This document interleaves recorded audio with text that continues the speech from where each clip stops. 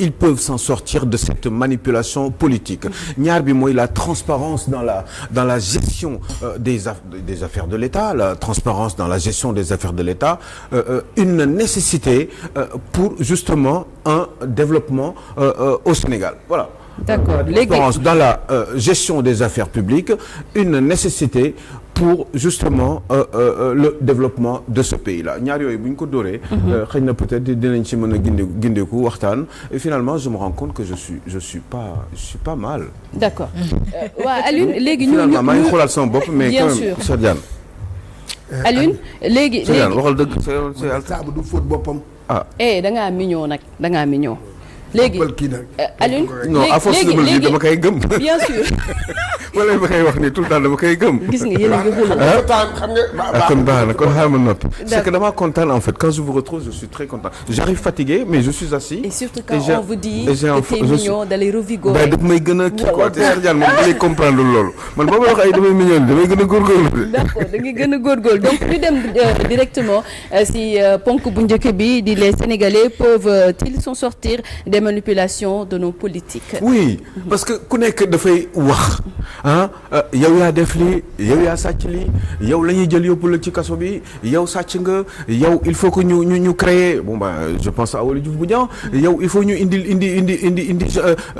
kii bi delloo si créer pratiquement pour enrichissement illicite bi parce que il est persuadé que ni Sénégalais yi surtout nos hommes politiques ay sàcc lañu ay dóorkat lañu ay manipulateurs lañu ay lépp lañu tout le monde ku nekk ay Mbodj pareil nee na aussi opposition bi dafay doon xas opposition bi ci seen coalition Diomaye président boobu amoon si week-end bi moom tamit nee na ñële ay kii lañu ay manipulateurs lañu. yaa ngi dégg ñi nekk ci opposition bi aussi ñi ngi wax ni ñi nekk ci nguur gi tey nii ils ont manipulé jusqu'à arriver au pouvoir. Alors qui aurait raison? quand même dëgg parce que dans l'histoire sénégalais yi lambda yi parce que les hommes politiques il faut rappeler que ni mais est-ce que mat nañu 10 000 personnes wala 20 000 allez maxi 25 matuñu ko. Les Sénégalais font 18 millions il y a pratiquement 7 millions de Sénégalais qui sont sur les listes électorales maanaam qui sont censés voter à chaque fois bu élection amee mais lu tax ñu leen di nax ba tey. 7 millions et 2 millions de votants. Moins de 2 millions. Et moins de 2 millions de... Ah voilà, bravo. Merci pour la précision. 2 millions ou 4 millions. Parce que, bon, pour ceux qui sont au pouvoir aujourd'hui, je crois que ni 2 500 000 personnes ont voté le Bassirou Diomaye Faye. Il y a eu 2 millions de Sénégalais qui ont voté pour l'opposition. Waouh, légui. En attendant, comme ni ma ko waxee, déjà, il y a pratiquement 3 millions yoo xam ne ñoom demuñu voté. Mu des au moins une dizaine de millions de Sénégalais yoo xam ne 70% yi ay jeunes lañu. Donc yeneen 10 millions yeneen au moins 7 millions de Sénégalais yoo xam ne ñoom waxuma sax ay dem ñu inscrire leen ci liste électorale ba pare ñu dem voté ji wala peut-être ñu bañ a dem voté ji mais ñoom bokkuñu sax ci liste électorale te pourtant ñoom ñëpp ils ont des besoins quotidiens ils ont des choses à faire ils ont des choses à vouloir surtout am na lu ñuy war a def am na lu ñu bëgg ci réew mi bëgg nañu am retrouver seen dignité bëgg nañu comme je le dis habituellement di lekk ba suur di naan ba mandi di am le minimum incompressible di solu aussi minime soit-il mais pour être correct wala loolu yëpp mënul am ci réew mi et pourtant nos hommes politiques continuent à bénéficier des privilèges de l'État ba pare continuer di manipuler Sénégalais yi di profiter de nos deniers publics et pourtant ñun gisuñu xamuñu li xew chaque fois bu ay nguur jëlee ci pouvoir bi bu ñu nekkee ci opposition bi ils disent du tout et du n'importe quoi pour justement essayer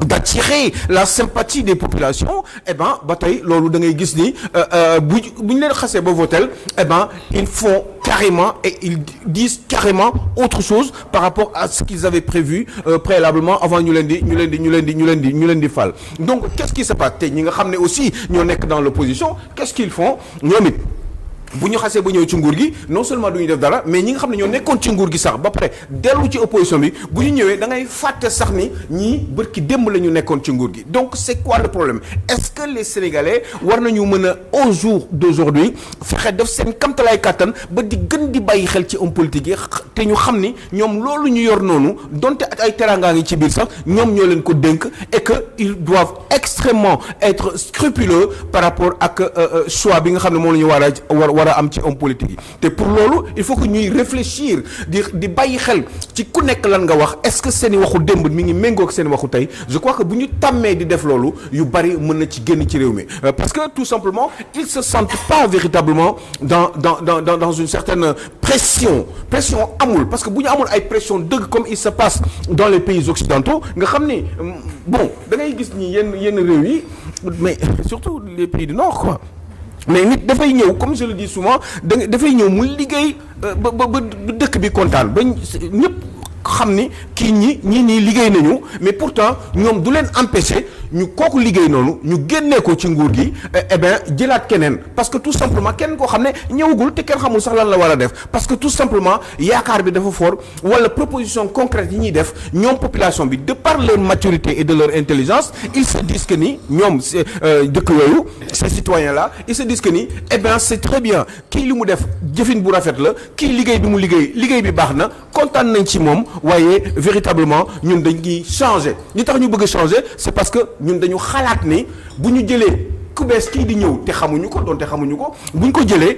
eh bien am nañu yaakaar ni bu ñëwee dina def li gën ki fi nekkoon doonte ki fi nekkoon kontaan nañ ci moom pour vous dire à quel point fan nañu toll ci conscience par rapport ak li acte yi nga xam ne moom la seen homme politique di poser ici au Sénégal da ngay gis sax ni nit ñu ne kii kat liggéey na Macky Sall liggéey na kon warul dem mais nit mun nga liggéeyal sax sa réew def fa ay jëfin yu rafet. ba pare ñu xalaat ni eh bien remercier la kontaan ci yow tuddee la ay turu stade wala tout ce que vous voulez eh bien ba pare xalaat ni effectivement Cheikh Tidiane Gomis bu ñëwee moom mi nga xam ne moom mi ngi nekk dans l'opposition bu ñëwee moom dina mën a def li gën yow li nga defoon toujours loolu mi ngi retourner ci intérêt population yi te loolu je crois que ni dañ ci war di bàyyi xel ci réew mi mais au Sénégal non seulement ces hommes politiques ont toujours des manquements quand ils sont dans l'exercice du pouvoir mais bu ñu fi jógee aussi day mel du ñoom regardez ñi nekk ci opposition bi tey jii nii mais barki dem lañ fi jógee am na yu bari yoo xam ne yaataa yu mbay ak bambula bi amoon dans le régime de Macky Sall même dans le régime de ci régime u Abdoulaye Wade mais yooyu gars yi dañ koy fàtte te ñoom bu ñu ñëwaatee ñoom yooyu ñu doon def noonu moom la ñuy critiquer ñi nga xam ne ñoom ñoo nekk ci pouvoir bi donc mais oui mais c'est une forme de manipulation boo xam ne Cheikh Tidiane Gomis mooy manipulation mais oui mais foofu la yow bi ngay jiite bi nga nekk ci nguur gi c'est ça yi nga doon def tey jii ñeneen ñëw remplacer la. leen ak yow nga dégg nga leen ak yow mii sa jëmu bopp. yow nga ko daan def tey jii yow yaay nekk di wax ne diw.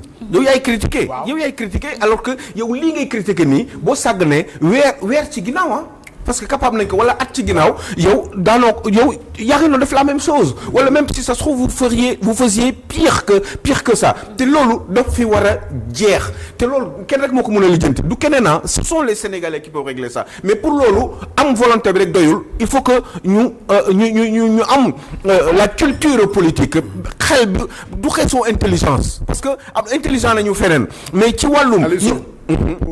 yàlla bu la yàlla. amiin ci li ngay wax ni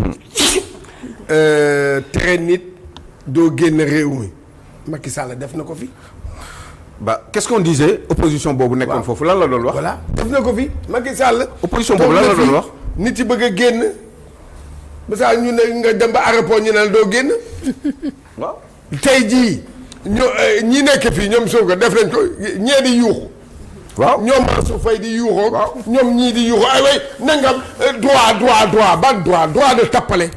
waaw mais ñoom bi ñu nekkee fii. waaw bi ñu ko doon def. mais ñoom voilà ñoom waxoon nañu droit ñu koy def. voilà léegi en attendant léegi peuple bi je reviens encore surtout chez les populations le peuple dans l'histoire on en pense quoi pendant ce temps-là le góorgóorlu sénégalais il se lève le matin mi ngi jéem a dóori waar pour jéem a am dara pour jox ko njabootam wala même pour survivre parce que tout simplement c'est un célibataire et il n'est pas prêt à se marier parce que tout simplement il n'a pas d'argent mi ngi nekk di gérer affaire am peut-être ak yaayam mi nga xam ne war na ko dimbali wala papam wala peut-être les petites sœurs parce que la maman le papa est décédé wala yi demee noonu da nga si gis ay histoire u problème yoo xam ne sa jàng bi dafay compliqué ba nga xam ne ñoom dañuy dem sax ba dootuñu xoolati homme politique dañ lay xool nii rek nga xaw a baax nii sa wax xaw a kii wala nga xaw a jekk taxawaay rek ñu ne xaaral ñu falal non il faut pas faire ça déggoo xanaa ñu ne la opposant c'est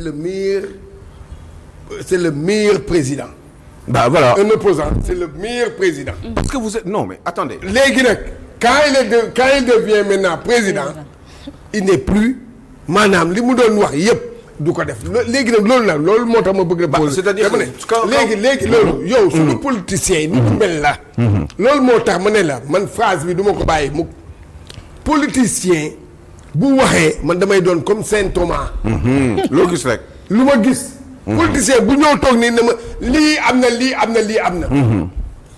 dama ne comme Saint Thomas. pour fekk si la rek bu yàggee est-ce que tamit li ñu ci di wax naan bu yàggee dootuñu gëmmati politicien. kenn gëmmatu leen parce que suñu instant bi ci loolu lañ nekk. parce que da mais kenn gëmmatu leen ngay mujjee réer doo comprendre. mais kenn gëmmatu leen parce que sama tax je suis dans l'opposition. ma taxaw ci Sénégal am na ñoo xam ne gëm nañ ma bëgg nañ ma. j'arrive ma ne mais. ma ne ki nekk ci nguur gi par exemple je pense à Ousmane Sonko qui est aimé par une certaine frange de la population mu taxaw mu ne Macky Sall jaay na pétrole bi yëpp mais gars yi dañ koy gëm te gars yi dañ koy gëmoon lui il arrive au pouvoir mais man boobu ba tey maa ngi seet ndax dina ma génneel pétrole bi mu jaay finalement on se rend compte que ni c'est totalement faux lu tax c'est faux mooy pétrole bi kii premier baril bi Diomaye lañ koy indil wala boog Macky Sall jaay na pétrole bi yëpp gars yi gëm ko gën a bañ Macky Sall parce que quand même suñu pétrole yaa ngi imaginer un président de la République mu doon dëgg rek loolu Ousmane Sonko waxoon ni jaay na pétrole bi quelqu'un qui ne connaît pas qui est dans une position de difficulté di ñafe tous les jours di ci jéem a génn mu metti trop ci moom mu gis yaa mi ngi feebar mu gis ni ñun suñu dëkk am na pétrole Macky Sall jaay na pétrole bi ki ko wax mooy ki mu bëgg mooy Ousmane Sonko. da koy gëm. waaw léegi kooku ñëw na léegi ñoom fàtte nañ ni di waxoon na ko bi ñuy indil Diomaye bi remplacer Macky Sall premier baril pétrole bi benn mbuus lañ ko indil ne ko bii mooy baril bi njëkk génn ci pétrole bi mais man Diomaye moo recevoir affaire bi. avec les Birame Souleye. ay li Birame Souleye. waaw léegi ana ki ñu waxoon loolu ba mu jëppi woon si Macky Sall ba bañ ko fal wala boog j'arrive au pouvoir j'ai gagné. je dis que ni Sénégalais yëpp ma ne leen boo leen xamee compte yi ñuy fekk ay 1000 milliards am na ñoo xam ne seen compte ay 1000 milliards lañ fa fekk man ma nekk di wër ay 80 millions bu ñu jàppee Moustapha Diop ak ay machin bu ñu jàppee ay 25 millions bu ñu jàppee kii man du ma dem récupérer 1000 milliards yi wala boog foofu amul lu fa xaw a doy waar tuuti dëgg la li moo xool wala du dëgg est-ce que 1000 milliards am na fi waaw wala déet loolu yëpp je vous dis si xeetu manipulation la boo gisee may wax yi parce que yooyu moo gën a récent moo gën a bees pour ñi nga xam ne ñi ñuy déglu ñuy bàyyi xel ci jëfin yooyu mais man est-ce que dinaa nekk di wër benn Moustapha Diop bu ñu ne dañu gis ay manquements ci gestion am de 85 millions boo xam ne sax justice waxagu ci définitivement alors que man xam naa man ni 1000 milliards ay nit sàcc nañ ko man premier ministre patron de l'administration ma yor këyit yëpp ma gis ay nit waxul kenn de ay nit yu yor ay comptes yoo xam ne 1000 milliards si nekk te man mënu ma récupérer 1000 milliards yooyu dem jox ko Sénégalais mais moo di ay 80 millions di dem lebi ay xaalisu ay 32 milliards pour régler les problèmes courants wala loolu amul di nga gis benn 1000 milliards boo xam ne yow yaa ko moom ba pare di lebi xaalis di la benn 200 francs CFA donc xoolal loolu yëpp ci ay xeetu manipulation la l'opposition actuelle qui était au pouvoir aussi tey ñi ngi critiquer ñoom ñi ngi critiquer nguur gi tey jii nii nguur gi nekk fi tey jii nii mais ñoom bëkk démb lañ fi jóge qu'est-ce qu'ils n'ont pas fait des gens qui se sont milliardisés am na ñoo xam ne ci réseau Macky Sall la ñu amee milliards juste rek toog muy dox parce que tout simplement dañ leen jox ay marché ak yi demee noonu mais ñooñu ñoo taxaw te mu wóor ma ni nag sàcc nañu man daf ma wóor te xam fan la may wóoree mooy da ngay gis seen train de vie de l'État seen train de vie quotidien nu ñuy dundee mu wóor leen ni nii bu ñu nekk woon ci nguuru Macky Sall du ñu am yenn yi muy ay ministres muy ay hommes d'affaires yoo xam ne da leen te lépp mi ngi nekk ci ay surfacturation moo tax bu ñu la nee benn poto lampe ñu ngi ko jëndee 1 million et quelque alors poto lampe bi 200 000 lay jar daf lay jaaxal parce que loolu dafa am ñu ci war a lekk yëpp mu doon ay centaines de milliers de poto lampe. Aliou Sow qu'est-ce que vous voulez que je vous dise. Aliou Sow xoolal fii la Macky Sall téye Karim Wade ba voilà. tëj ko ci kaso. mais dafa sàcc suñu ay milliards. waaye léegi moom doom jaa ngi ni waaw. en tant que chômeur. nga yor 10 milliards. 10 milliards. mais loolu lu tax loolu. mais loolu bi ma ko gisee bi ma ko déggee. man j'étais choqué. Amadou Sall. waaw 10 milliards. doom ji 10 milliards ñoom 10 milliards fan nga ko 10 milliards chômeur. waaw voilà. ah waaye man Cheikh Tidiane Gomis. waaye Sédiane léegi ñoo ñëw taxaw encore. di wax. kooku moo ñëw. waaw taxawaat di wax. loolu laa lay wax. kooku léegi. 10 milliards dans l'histoire ana encore une population bi. xaw ma ne ndax dëgg la de waaye de. non mais attends li de bu nekkee dëgg c'est quand même vachement enrichi hein le garçon bu doon bàyyam du nekk li mu nekk nii ah. ah oui waaw. nañu waxante dëgg. waaw ci yàlla rek mu nekk. waaye chômeur nag ngay amee 10 milliards. non mais pour wax la rek. parce que dañu lay faciliter yenn marché yi parce que y a le papa qui passe un coup de fil. non mais le papa quand même. bàyyi ji mooy décider ah. est-ce que xam nga luy président de la République au Sénégal. pourtant loolu la. est-ce que xam nga la puissance d'un président de la République. nekk président est-ce que yaa yàlla. yow da nga deewul da ngay dee rek. sa diggante ak si yàlla. dee mooy différence bi. yàlla du dee yow da ngay dee. donc président de la République yi mu am moo tax. non c'est extraordinaire on va passer au deuxième sujet puisque ça va parler de transparence parce que le président de la République moom ci boppam moom lu ko neex mu def bu ko neexee mu jël un coup de fil bu ko neexee sax mu may la terrain. léegi c'est une bonne transition. bu ko neexee mu yow suba teel may la terrain. wala sax waxuma la jabaram may la terrain jabaram moo lay may terrain moom du loolu may. jabaram mooy woote ñu may la terrain.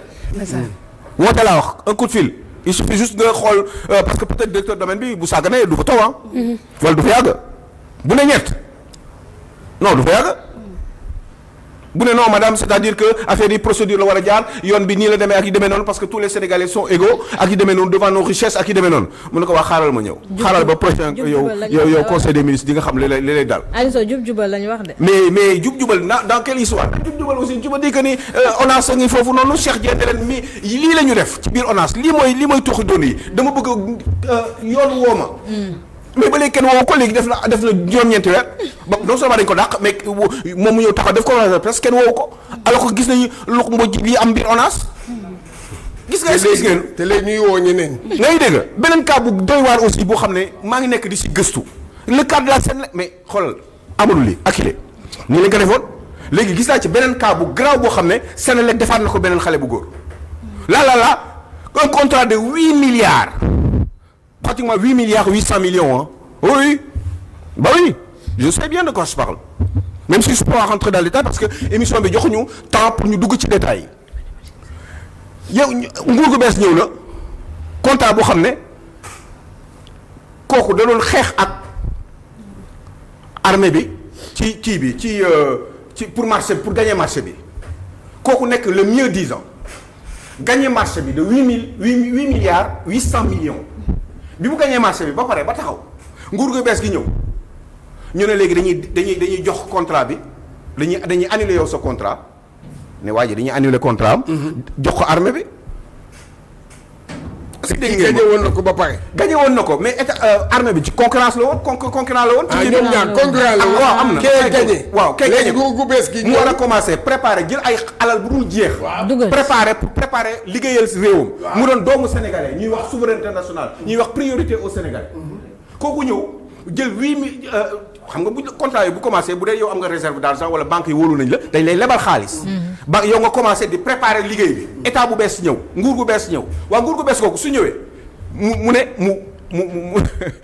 mu arrêté contrat bi ci waa ji jox ko armée bi. waaw lan moo tax mu arrêté contrat. mais parce que dafa def lu ko neex. parce que nag c'est beaucoup d'argent parce que li taxoon armée bi gagné ko xam nga lan la woon. parce que armée bi dafa li mu doon dépensé li mu doon fay xam nga on prend toujours le mieux disant ki nga xam ne moom moo gën a da leen bu baax li ma leen di wax. nga dama ngay gàttal nag moom dugg ci détail yi. armée bi moo gënoon a cher moo tax joxuñu ko léegi ñu jox waajooju gagné loo xam ne dafa jaar yoon pas seulement dafa jaar yoon waa ji gagné ñu ne ko yow léegi yow loolu nga gagné woon man dama koy nangu ñu nangu ko nag doomu sénégalais de est-ce que bu doon tubaab dinañ ko def tubaab jarul wax je déteste j'aime pas ce lieu wala j'aime pas le pays non da ngay jëf gaa yi gis bu doon tubaab duñ ko def waaye doomu sénégalais lañ ko def koo xam ne anticiper woon na moom ci liggéey bi parce que banque dañ koy lebal xaalis yaa ngi imaginer ci mbir bi bu wàccee ba fan lay yegg ci ñi mu ay employé am ñi mu war a dàq boo gisee ñuy dàq ay nit ñi nii yooyu la ñi mu war a dàq moom bor yi mu nar a am stress bi ñu ko nar a teg xam jabar ji boo sàgganee mu goiat est-ce que c'est normal est-ce que c'est normal dégg naa nag ci phase de négociation ngeen nekk oui. ñoom ak kii bi ki. pour waa ji bàyyi marché bi. parce que pour waa ji bàyyi marché bi. parce que waa ji dafa ni moom du bàyyi xanaa. mais waa ji dafa bañ. parce que mais ñi ngi négocier ak moom pour fay ko ay indemnité ba pare continuer marché boobu ñu joxaat ko armée bi te bu ñu ko joxee loolu non seulement ça sera beaucoup plus cher. pour man ci sama gis-gis. ça sera plus cher mais au moins même tarif bi lay doon. ba pare ñu fayaat waa jële parce que dinañ ko fay nag. loolu doy na ndax côté marché dafa am lu mu wax mais bugguma dugg ci détails yi. pour vous dire. waaw loolu kan ana ko def loolu xanaa du nguur gi moo ko def nguur gi moo ko def. waaw yooyu boo koy dégg ak yeneen yoo xam ne nag moo naa ngeen fiche ñaan chaque jour je peux transformer des choses. Aline donc si Fatou. et ça ce n'est pas bien. donc yooyu mooy tax man mënuma nangu façon doxalin nii parce que nit boo waxee dara wala boo defee dara wala nga gis dara wala nga war a arbitrer quelque chose da nga ko war a arbitrer de la manière la plus légale da ngay xool sa aqulaay tàlla xool sa diggante ak yàlla parce que di nga dee te da nga am lu ñu la dénk te réew mi moo ko moom. te kenn du tas yaakaar baaxul. d'accord lépp nag ci ay xeetu dóor la. moo tax Sénélec là il faut une grosse réforme ba pare sax Sénélec mais le secrétaire général là l'ancien secrétaire général mooy directeur général bi waaw kooku bokkul woon ci système bi wala boog l'actuel directeur général de la Sénélec xam ngeen mooy kat mooy ki nekkoon adjoint wu numéro 2 wu bi tey bi nekkoon ak Macky Sall nga dem port l'actuel directeur général am na numéro 2 mooy son secrétaire général kooku ci système bële la bokkoon 6 mois ou 1 an avant la ñëw port mu jógee ministère de la pêche boobu nga xam ne dégg nañ fa ay coow licence de pêche wala boog waaw yooyu yëpp ay xeetu Cheikh Diagne boo mayoon ñaari waxtu mu wax la li xew ci réew. léegi comme amoo ñaari waxtu ñu dem si deuxième point bi. lii c'est dégueulasse c'est dégueulasse yii il faut que mu dañ ce pays là doit changer te changement du lu ñuy coow ñi sàcc xaalisu réew mi yëpp dañ leen war a jël yóbbu leen ci kaso. d'accord lépp ñu rembourser ko mooy yoon. waaye jarul wax parce que on est dans un régime de séparation des pouvoirs. amoon naa laaj sax si foofu mais bàyyi ko mais ñu ñëw déjà en 30 secondes wala en 1 minute rek. si deuxième ponk bi muy la transparence dans les affaires publiques. C'est toujours dans la même veine dans le même ordre d'idée. mais juste pour dire que ni transparence amul ci doxalinu réew mi. dañuy waxante man mënuma jël Macky Sall jox ko avion pour mu dem. après ma naan ko trahison mais tout de suite je gagne dama ko naan monsieur le président restez une semaine j'ai besoin de vous dama lay du mënatoo génn réew mi pour le moment dafa am ñuy lijjanti parce que dafa am ay luq mboot yu bari yu xew ci réew mi donc bul génn waaye man maa la jox avion bi ne la demal ba pare sax ne la ku baax nga juróom benn weer après ma ne yow dëmm nga sàcc nga wala boog loolu y a pas quelque chose qui va pas dans nos têtes wala man kese la sama xel neexul boog loolu xel dina ko nangu wala du ko nangu un président boo xam ne dafa mériter haute trahison je ne lui laisse pas mon avion parce que nag pare na ci ndax dootul président du ma ko jox avion bi ne ko demal ba pare nag ne ko yow ku baax nga wax ko ci télé 6 mois après ma ne dëmm la sàcc la mérité na haute trahison loolu mënul nekk xel mënu koo nangu. te mu ngi def ay affaires ci suuf. ma xam ne man mi ay doomam 10 milliards tey di ko accuser doomam 10 milliards man ma xam ko alors que man bàyyi naa leen ñu génn man te ma xam ko de tey ma ne dëmb la ñu. peut-être après la ko xam Aliou Sow. après la ko xam. waaye peut-être. ah bon. bi mu toogee ba lii ci la xam. kii peut-être waaw c'est aussi possible. d'accord ah ben c'est très bien. bu dee loolu la kon baax na waaye nag du ma dof de parce que li nga may wax nii dama lay yóbbu Cap Manuel de protocole ba. loolu laa yaakaar non boo ma waxee loolu dama yóbbu Cap Manuel. Badiane tegal lan lañ waxante amnistie bi ñuy coow nii amnistie bi ñuy coow nii lan lañ fa waxante. ana lu ko waraloon xanaa déggu leen ci yum mu wax maître El Hadj Oumar Youm nekkoon directeur cabinet président de la Macky Sall.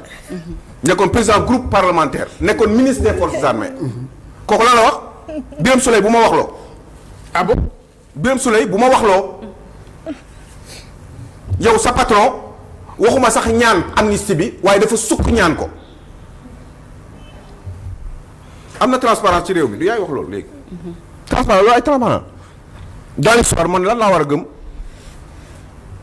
lan la ñu signé y aurait-il protocole quelque part dans un coin du Cap-Vert Ndakaaru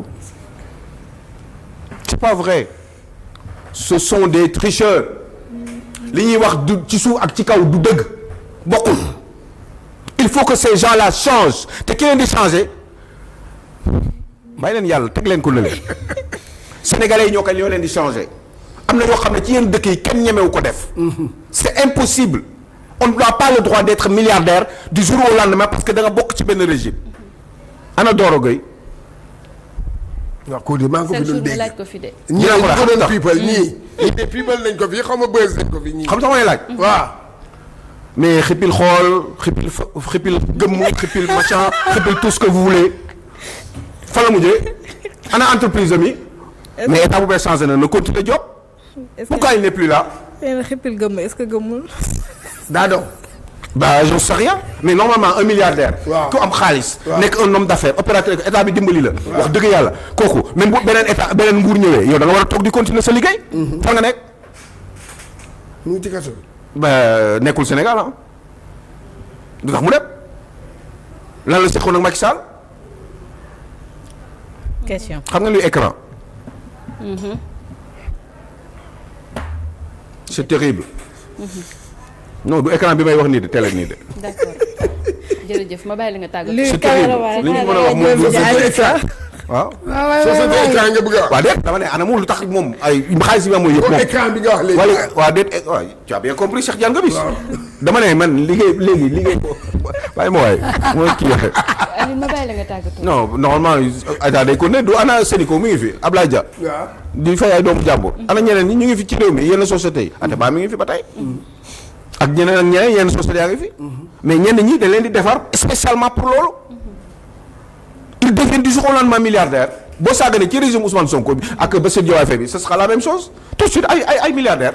parce que ñooñu il faut ñuy defar seen bopp di am ñu ñuy lëkkalool parce que ñoom mënuñu ci feeñ ndax ñoom ñoo yor signature yi ñoom ñoo yor nguur donc dañuy am ñu ñuy séqal ñu leen di liggéeyal waaw boo indee buñ la joxee 100 nga dencal ma 80 yi. d'accord léegi yow nga tegal ma foofu sa loxo xam naa ne am naa laaj mais bu subaa incha allah ma laaj. ah non garaawul bàyyi waxtu bi moo ñu xooj léegi nañ. ah d'accord. laajal. donc sama question bi moo nekkoon par exemple bu fekkee ne muy si question bu njëkk bi par exemple bu fekkee ne ñi nga xamante ne tout à l'heure on parlait de manipulation muy ma fàttali ko rek déjà mu nekkoon thème bu njëkk bi les Sénégalais peuvent s'en sortir des manipulations de nos politiques maintenant bu fekkee ne par exemple avant d'accéder au pouvoir on promet monts et merveilles mais maintenant une fois au pouvoir également li ngay def wala ma jëlaat benn exemple ñi nga xamante ne ñoom ñoo nekkoon fii au pouvoir buñ génnee si la ñuy soog a xam par exemple faayu régime bi nga xamante ne moom moo fi nekk maintenant régime bi nga xamante ne moom moo fi nekk bu njëkkaan balaa mu ñëw da doon promettre monts et merveilles maintenant lan mooy war a doon également la position des Sénégalais et que également ban conséquence lay am si Sénégalais yi. mais Sénégalais li ñu war a def. bu fekkee ne ñoom noonu la ñu mel. à moins que ñu nuroo ñu gis ni gars yooyu li ñuy def garaaw. parce que Sénégal parce que dañu nuroo. Sénégalais yi tamit ñoom ñu ngi si biir parti. waaw mais moo tax ma wax la loolu à moins que ñu nuroo donc man je pense que ni nit homme politique am na yoo xam ne bu fekkee da ko wax su ko deful dama koy bàyyi. da koy bàyyi soo ko bàyyiwul rek c'est parce que da ngeen nuroo man maay fal man maay joxe sama carte am na ay détails yoo xam ne dafa am solo ci man ba man ma fal la ma votel la am na yoo xam ne boo ma ci décevoir dama lay bàyyi léegi loolu homme politique dérangé wu leen xam nga lu tax parce que xam nañ ni il suffit juste rek nga jàll fexeel rek ba nekk ko fexeel rek ba téye boo téye après li ci des mën nga ko li jël bi xam nga tax nga xalaatee noonu c'est parce que gëm nga ni sénégalais yi mën nga leen dóor waaye garaawul parce que finalement xëy na peut-être da nga nuroog sénégalais yi yow yi parce que xam nga ni sénégalais yi yow ñoom yaa leen nuroo parce que yow Sophie dama lay xool ni ne la waatal la ne la billaay walaay taala je te regarde dans les yeux boo waat ma waatal ci say doom waatal la tout ce que ne la lii dinaa ko def mais Sophie suba doo ko def loolu man xaw ma nit nan la ko mënee def wax dara te defloo ko surtout loo xam ne dafay lié à l'intérêt supérieur de la nation dafay lié ak dundu sénégalais yi ak seen i dundin léegi Alioune seen i avenir beneen question mooy chaque jour ma laaj la ko fii ki nga xamante ne ñoo di opposants yi bu fekkee jël naa exemple si l'actuel pouvoir est-ce que l'actuel régime est-ce que tey jii nii ñoom li nga xamante ne moom lañ doon promettre du bu ñu ñëwee au pouvoir loolu lañ bëggoon def mais dañoo ñëw fekk fi si le réel politique maintenant autre chose la réalité du pouvoir beneen bi tamit mooy ñi nga xamante ne génn nañ est-ce que du biñ génnee ba pare si la ñuy soog a xam seen faay. si xam nañ ko c'est que dañu am ay caay-caay rek booy caay-caay homme politique yi ki nekk ci opposition bi il fait tout ak nu mu munti demee moo xam na wax lu ko neex l'essentiel mooy na jàll wax bi na jàll rek na fexe ba nax sénégalais ba affaire bi jàll ki nekk ci nguur gi aussi moom bi mu ñëwee am na yoo xam ne mënu ko def mais am na yoo xam ne da ko bëgg aussi pour teraanga boppam parce que ñoom dañu gëm les hommes politiques mais regarde yow El Malick Ndiaye mu ne Assemblée nationale kenn warul am oto moom bi koy wax bi nekk ci opposition bi mu ñëw ci nguur pour wax leen de exemple laa leen di jox. du dara nag leer na Sëriñ Tuubaa Mbàkke ma yaakaar damay jox parce que man Sénégal lay wax. mais mu ne mais gars yi dañu war a am oto nga laaj ko nga ne ko mais yow li nga waxoon démb da nga waxoon député yi amuñu droit am ay oto boobu yaa ngi ci opposition bi yow nga ñëw ci nguur nekk président Assemblée nationale yàlla nattu la parce que mënoon nga ne sama yoon nekk su jiitewuma Assemblée nationale. nga ne yow député yi léegi nga wax le contraire nga ne yow député yi léegi man maa waxoon ni waruñu woon am oto léegi dañu war a am oto nga laaj ko lu tax mu ne la yaa ngi imaginer député bi jógee Saraya mu soril affaire bi def ko ci frontière u Mali pour que député boobu ñu xam ne dafa sori que kooku mérité na oto mais yow loolu xamoon nga ni am na ay député à Saraya yow bi nga nekk dans l'opposition xam nga ni yéen boo leen gagné boo amee majorité y a des chances nga am député bu dëkk Saraya wala Tambacounda wala Koumpentoum wala tout ce que vous voulez. Pourquoi vous ne le faites pas yow bi ngay wax loolu yow lan ana lu taxoon nga wax ko da nga bëggoon ñu ne la yow nit ku baax nga yow nit ku jub nga yow nit buy def transparence nga yow yow nit boo xam ne da ngay yaxanal alalu réew mi yow loolu moo taxoon jóg bi nga koy wax loolu nga doon gëmloo Sénégalais yi léegi nga ñëw nekk ci nguur gi nga ne non li ma waxoon yëpp tegee leen ko ne député yi dañu war a am oto dafa mel ni sax xëy na même bu ñu ko waxul ci seen gémmiñ li ñu ci teg mooy maa tey. léegi bu ñëwee ci cas opposition bu bees bi maanaam ñi nga xamante ne ñoo jóge woon ci régime bii nii. ñu régime mu Macky Sall ñu ñëw nekk des opposants est-ce que nekkul ne dañuy rendre à Ousmane Sonko la monnaie de sa pièce comme quoi que comme ni ñu doon wax ne Macky Sall bu génnee midi 5 moom mu génn. est-ce que tamit c'est une nouvelle forme de s'opposer. waaw sauf que ñoom est-ce que am nañu benn espèce de crédibilité. bu leen di permettre ñu wax. bien sûr aux yeux des Sénégalais. pour man non. Pourquoi? Mais parce que gis naa koo xam ne Thierno Alassane Sall la tudd. musuma ko à part ci télé bi nii xaw ma ko. mais moom ñëw na ci benn boîte ARTP. ñu fekk fa salaire wu 17 millions yooyu. mu ne dañ koy wàññi moom mu ñëw ñu nommé ko léegi nii ñu koy door a nommé mu ñëw gis salaire am mu ne 17 millions mu ne non lii c'est trop. mënu ma nekk ci réew boo xam ne nii dafa am autant de problèmes. mais gagné 17 millions. ba mu wàññi ko def ko 5. waaw wàññi boppam quoi moom xam nga dafa commencé ci boppam.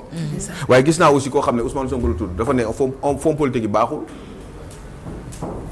mais mi ngi utiliser fonds politique yi au jour d'aujourd'hui. D'accord. tey bu ko defoon nii ñëw leen faxas fonds politique yi. D'accord. dama naan kii il faut ma bàyyi ko xel. D'accord. parce que commencé na di def ay bagages. D'accord jërëjëf. waaye il ne le fait pas. il ne le fait léegi pas. nag dans l'histoire il y a deux choses ou ma gëmm ci. ou ma wax ci. D'accord waaye man nag mënu ma gëmm ci lu may gis. D'accord il ne le fait pas. donc mu bàyyi la samay nga bët baax tàggatoo. na sant leen bu baax a baax. Diène Ngom, je suis content. D'accord. Dites juste à Henriette que je l'aime très fort, ma maman. D'accord. Et puis ma petite sœur aussi Néné et puis mes filles aussi. D'accord Hélène, Alioune bu Awa, fàtte nuyu woon nga ci début bi de. non nuyu ma leen